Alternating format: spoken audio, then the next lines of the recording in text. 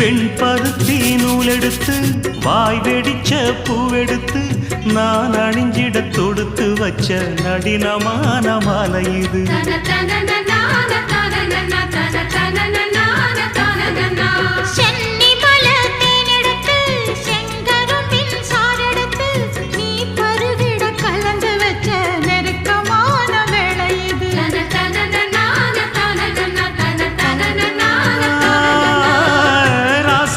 உடம்பிருக்கும் ரவிக்க துணி நானாக அன்னாடம் சூடி கொண்ட ஆசை வச்சாகாதா.